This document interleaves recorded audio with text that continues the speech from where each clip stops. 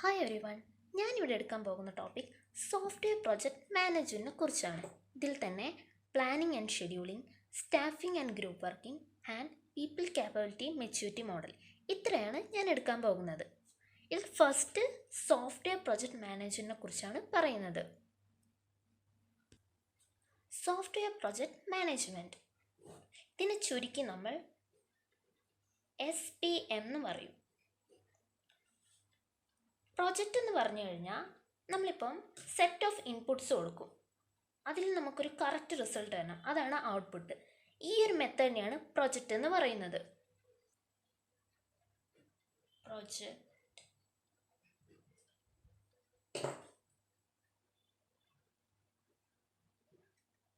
Set of inputs, ഒരു correct result കിട്ടണം, ഇതാണ് ഔട്ട്പുട്ട്. ഈ ഒരു മെത്തേഡിനെയാണ് പ്രൊജക്റ്റ് എന്ന് പറയുന്നത്. ഒരു പ്രൊജക്റ്റ് ഗ്രൂപ്പ് ഓഫ് ടാസ്ക് ഉണ്ടാവും. ഗ്രൂപ്പ് ഓഫ് ടാസ്ക്, ഈ ടാസ്ക് ഹാൻഡിൽ ചെയ്യുന്നത്, അതായത് പ്രൊജക്റ്റിൽ എന്തൊക്കെ കാര്യങ്ങളാണോ അത് ഹാൻഡിൽ ചെയ്യുന്നത് പ്രൊജക്റ്റ് മാനേജറാണ്. Project described and approved by project manager.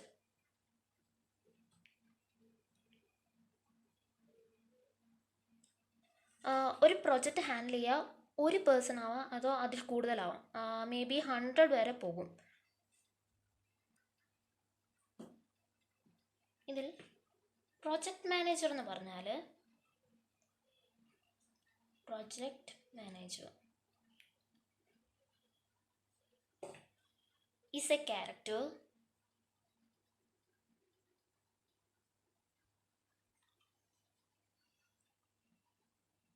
who has the overall responsibility of the project.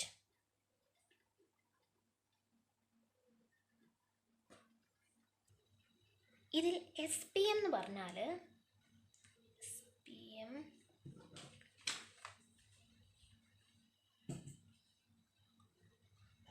അതായത് ഇപ്പോൾ സോഫ്റ്റ്വെയർ പ്രൊജക്റ്റ് മാനേജ് ചെയ്യണം ഒരു ഓർഡറിൽ, discipline of planning and supervising software പ്രൊജക്റ്റിനെയാണ് സോഫ്റ്റ്വെയർ പ്രൊജക്റ്റ് മാനേജ്മെൻറ്റ് എന്ന് പറയുന്നത്. Discipline of planning and supervising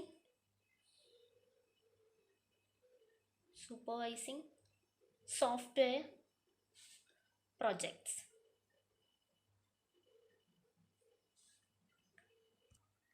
ഇതിൽ തന്നെ SPMൽ വരുന്ന 3 ഇമ്പോർട്ടൻ്റ് ആയിട്ടുള്ള കാര്യങ്ങളാണ് time, cost and quality. 3 important things ആണ് ടൈം, കോസ്റ്റ്, ക്വാളിറ്റി.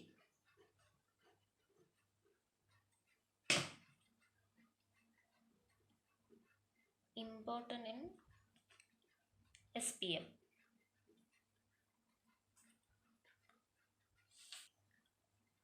അടുത്തത് റോൾ ഓഫ് പ്രോജക്റ്റ് മാനേജറാണ് പറയുന്നത്. പ്രോജക്റ്റ് മാനേജർ എന്താണെന്ന് ഓൾറെഡി പറഞ്ഞിരുന്നു.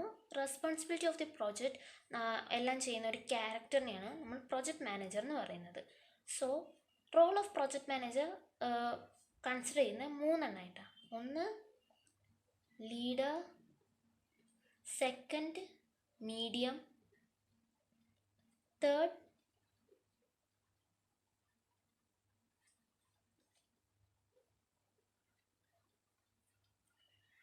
One mentor. ഇതിൽ ലീഡർ എന്ന് പറഞ്ഞു കഴിഞ്ഞാൽ പ്രൊജക്റ്റ് ഓവറോൾ പ്രൊജക്റ്റിനെ ലീഡ് ചെയ്യുന്നതാണ് നമ്മൾ ലീഡർ എന്ന് പറയുന്നത്.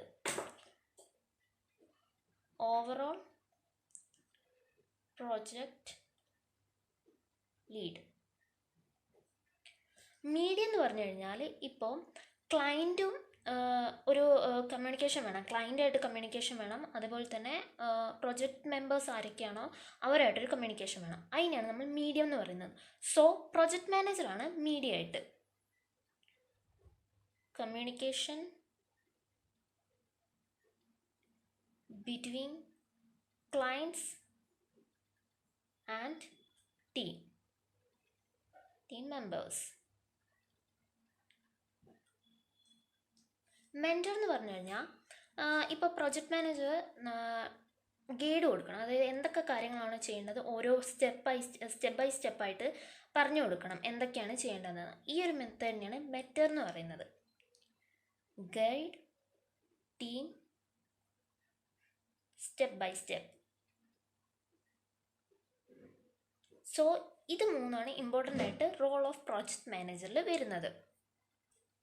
ശരിക്കും പ്രോജക്റ്റ് മാനേജറാണ് ഓവറോൾ റെസ്പോൺസിബിലിറ്റി എടുക്കുന്നത്. അതായത് എന്തൊക്കെ റിസ്ക് ആണോ ഇഷ്യൂ വന്നു കഴിഞ്ഞാലും എന്തൊക്കെ കാര്യങ്ങളാണ് പ്ലാൻ ചെയ്യുന്നത് എല്ലാം ചെയ്യുന്നത് പ്രോജക്റ്റ് മാനേജറാണ് ഒരു പ്രൊജക്റ്റിൽ.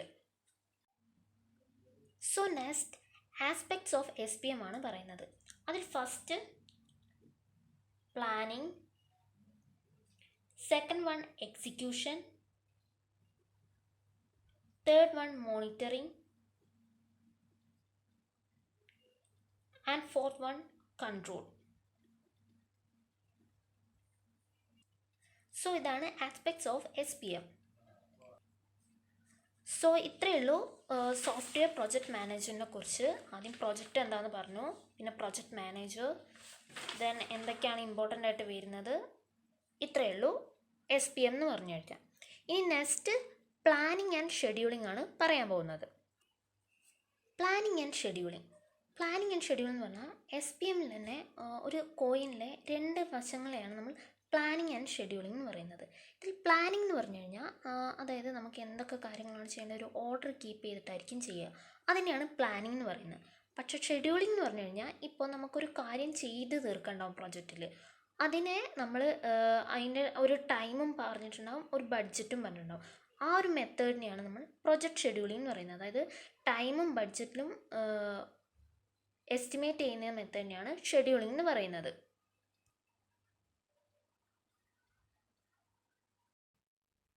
സോ ഞാൻ SPM എന്താണെന്ന് പറഞ്ഞിരുന്നു, അതിൽ പ്രൊജക്റ്റ് എന്താണെന്ന് പറഞ്ഞു, then SPM,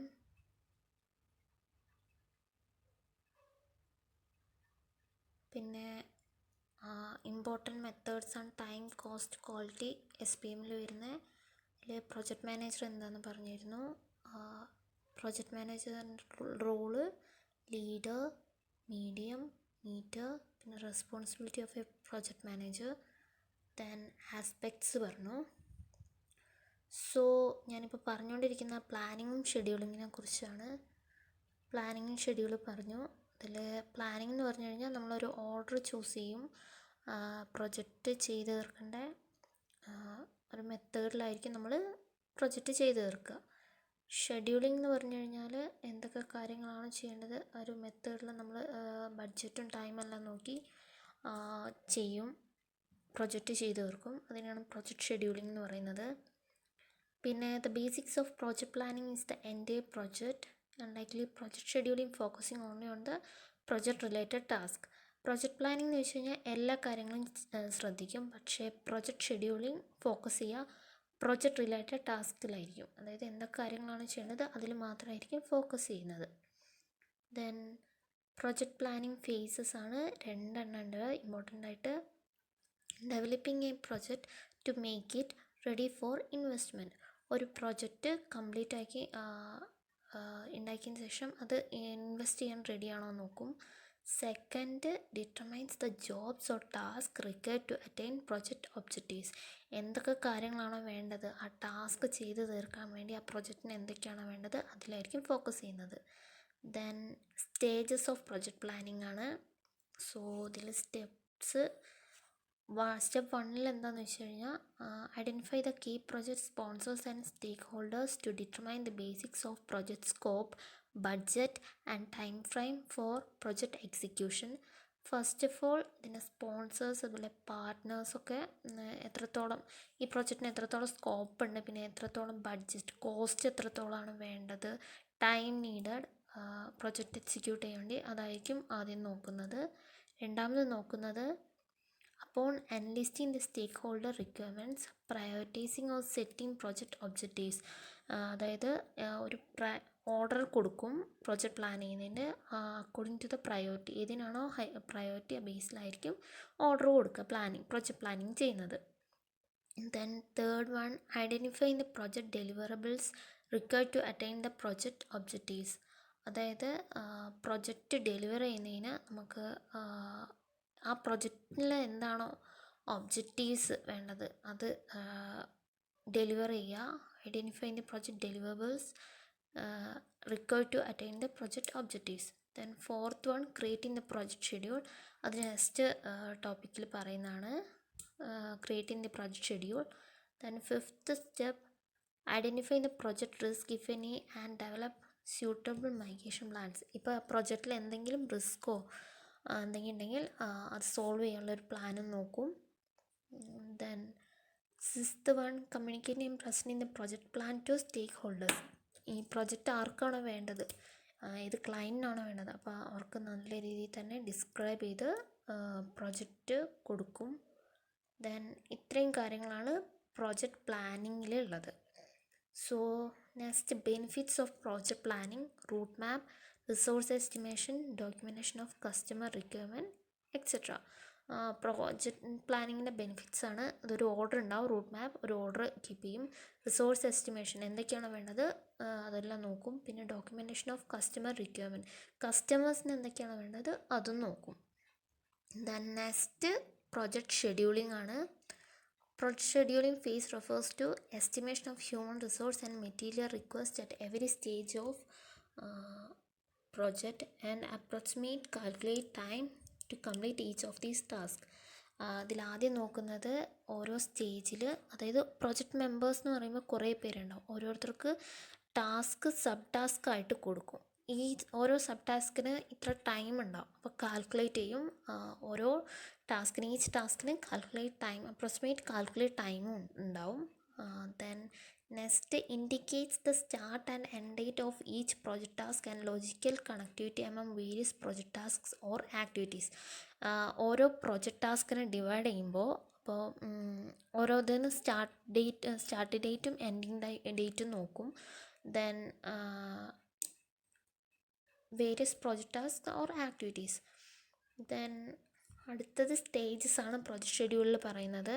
so first one, based on the project scope, design and develop the TBS, task break down structure. പ്രൊജക്റ്റിന് എത്രത്തോളം സ്കോപ്പ് ഉണ്ട്, അതെങ്ങനെ ഡിസൈൻ ചെയ്യേണ്ടത്, അതിൻ്റെ ബേസിക്സിൽ ബ്രേക്ക് ഡൗൺ ചെയ്ത് നോക്കും. Then second one, identify the project related task, project relate ചെയ്യുന്ന കാര്യങ്ങൾ നോക്കും രണ്ടാമത്തത്. Then third one, identify the human resources and material request, ആ പ്രൊജക്റ്റിന് എന്തൊക്കെയാണോ വേണ്ടത് അത് നോക്കും.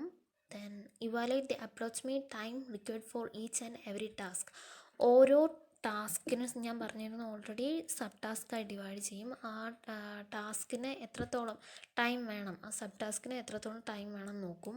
അലോക്കേഷൻ ഓഫ് റിസോഴ്സ്, എന്തൊക്കെയാണോ വേണ്ടത് പ്രൊജക്റ്റിന് അത് നോക്കും. Then analyse the detailed schedule, അതായത് ഇപ്പോൾ കമ്മ്യൂണിക്കേഷൻ ഇതിനൊക്കെ ഒരു ഡീറ്റെയിൽ ഷെഡ്യൂൾ, നമ്മൾ ഓരോ ടാസ്കിനും ഓരോ ഷെഡ്യൂൾ വെക്കും. Then monitor and govern the schedule, ആ ഷെഡ്യൂൾ ഇതൊക്കെ നോക്കാനുണ്ടാവും, ചെയ്യുന്നുണ്ടോ, വർക്ക് എങ്ങനെയാണ് പോകുന്നത്, അതെല്ലാം നോക്കാൻ വേണ്ടി ആണ് സെവൻത്ത് സ്റ്റെപ്പ് പറയുന്നത്. സോ ഇത്രയേ ഉള്ളൂ stages of project scheduling. Then benefits of project scheduling: reduce lead time, cost reduction, sets a goal. ഒരു പ്രൊജക്റ്റിന് ഒരു ഗോൾ ഉണ്ടാവും, അത് സെറ്റ് ചെയ്യും. Then cost കുറവാകും. ദെൻ ടൈമും നമുക്കിപ്പോൾ ഒരു ടൈം പറഞ്ഞിട്ടുണ്ടെങ്കിൽ ആ ടൈമിന് തന്നെ അല്ലെങ്കിൽ അതിന് കുറവായിട്ട് നമുക്ക് പ്രൊജക്റ്റ് കംപ്ലീറ്റ് ചെയ്ത് കൊടുക്കാൻ പറ്റും. അതുപോലെ തന്നെ കോസ്റ്റ്, നമ്മളിപ്പോൾ ഇത്രയൊരു ബഡ്ജറ്റ് ഉണ്ടെങ്കിൽ ഈ പ്ലാനിങ് ഷെഡ്യൂളിങ്ങും കൊണ്ട് തന്നെ നമുക്ക് അതും റിഡ്യൂസ് ചെയ്യാൻ പറ്റും. സോ ഇത്രയേ ഉള്ളൂ പ്രൊജക്റ്റ് ഷെഡ്യൂളിങ്ങും പ്രൊജക്റ്റ് പ്ലാനിങ്ങും. ഇത് സ്റ്റെപ്സ് ആണ് പ്രോജക്റ്റ് പ്ലാനിങ്ങിൽ. സൈസ് എസ്റ്റിമേറ്റ് ചെയ്യും, cost estimation, development time, resource requirements, project scheduling. അതായത് കോസ്റ്റ്, എത്രത്തോളം ടൈം, എന്തൊക്കെ കാര്യങ്ങളാണ് വേണ്ടത്, ഇതെല്ലാമാണ് പ്രോജക്റ്റ് പ്ലാനിങ്ങിൽ നോക്കുന്നത്. ഇത് കഴിഞ്ഞിട്ടാണ് പ്രൊജക്റ്റ് ഷെഡ്യൂളിംഗ് വരുന്നത്. പ്രൊജക്റ്റ് ഷെഡ്യൂളിങ്ങിൽ ഐഡൻറ്റിഫൈ ആക്ടിവിറ്റീസ്, എന്തൊക്കെ കാര്യങ്ങളാണ് ചെയ്യേണ്ടത് അത് നോക്കും. ഐഡൻറ്റിഫൈ ആക്ടിവിറ്റി ഡിപ്പെൻഡൻസീസ്, ഓരോ കാര്യങ്ങൾ, അതായത് ഇപ്പോൾ കുറേ ടാസ്ക് ഉണ്ടാവും, ടാസ്കിനെ ഡിവൈഡ് ചെയ്ത് കൊടുക്കും പ്രൊജക്റ്റ് മെമ്പേഴ്സിന്. അപ്പം ആ ആക്ടിവിറ്റി എന്തിനൊക്കെയാണ് ഡിപ്പെൻഡ് ചെയ്തിരിക്കുന്നത് നോക്കും. Then estimate resource four activities, ഓരോ ആക്ടിവിറ്റീസിനും വേണ്ട റിസോഴ്സ് എന്തൊക്കെ കാര്യങ്ങളുണ്ടെങ്കിൽ അത് നോക്കും. അലോക്കേറ്റ് പീപ്പിൾ ടു ആക്ടിവിറ്റീസ്, ഇത് ഓരോ പ്രൊജക്റ്റ് മെമ്പേഴ്സിന് കൊടുക്കും, ഡിവൈഡ് ചെയ്ത് കൊടുക്കും. Then create project charts. Project chart എന്ന് പറയുമ്പോൾ ബാർ ചാർട്ടാണ്. അതായത് ഓരോ പ്രൊജക്റ്റ് ഷെഡ്യൂൾ ഡിസ്ക്രൈബ് ചെയ്യാൻ വേണ്ടി, എത്രത്തോളം അത് നല്ല രീതിയിൽ നടക്കുന്നു നോക്കാൻ വേണ്ടി ബാർ ചാർട്ടാണ് നോക്കുന്നത്. സോ ഇത്രയേ ഉള്ളൂ പ്രൊജക്റ്റ് ഷെഡ്യൂളിങ്ങും പ്രൊജക്റ്റ് പ്ലാനിങ്ങും. So next staffing and group working ആണ് പറയുന്നത് നെക്സ്റ്റ് വീഡിയോയിൽ.